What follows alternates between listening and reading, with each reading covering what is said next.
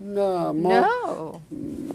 ببینید You see, ما با مردم یهود we مشکلی have نداریم. no problems with Jewish الان people. یهودی‌ها در ایران زندگی There are میکنن. many Jews who live in Iran در today. ایران به ازای In 750,000 Iran, for every نفر یک نماینده در مجلس هست. 150,000 people, we have one representative at the parliament or the اما برای majlis. یهودی‌ها For 20,000 the نفر Jewish یک نماینده. community, even though there are only 20,000 in مستقل. Iran, they still have one independent member با in همون parliament اختیاراتی که بقیه نماینده who has the same prerogatives as the other members of البته توجه parliament. کنید But صهیونیست‌ها please pay یهودی نیستن. attention to the fact that the Zionists are not Jewish people. اونها دین ندارن. They have no religion. اونها دین ندارن. They have no religion. نه یهودی هن، They're neither Jews نه مسیحی nor هن، Christians نه مسلمان. nor Muslims. اونا ماسک دین زدن. They just wear a mask of religiosity. How can you possibly be religious and occupy the lands of other people?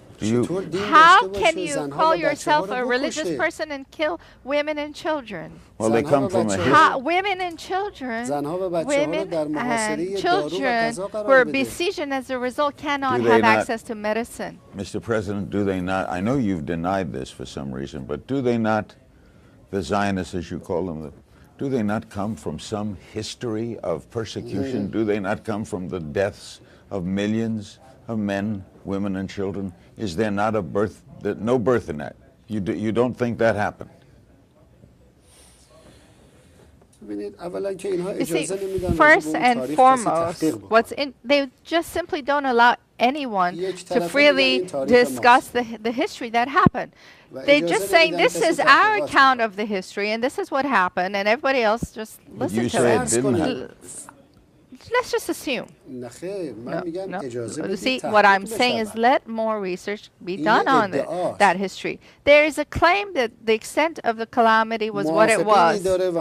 There are people who agree with it. There are people who disagree. Some completely deny it. Some absolutely agree with the whole account of it. What we're saying is that we should have an impartial group go do their own research about the extent of the calamity that occurred and then announce the result of that. Now, but what I'd like is really to put this debate aside for a moment. Let's assume that it happened. The extent of which everyone is speaking of. Where did it happen? Did it happen in Palestine? Or did it happen in Europe? Well, it created Israel. If it happened, no. If it happened in Europe, if the crimes were committed in Europe, why should the Palestinian people be victimized as a result? All right, in Europe, why don't the Europeans just give them a territory? Or in Alaska, perhaps. They can give them a territory anywhere they like. But why pay from the pocket of some other people? It's as if somebody throw a party from the pocket of someone else. The Palestinian people had no role in that crime. They're innocent completely.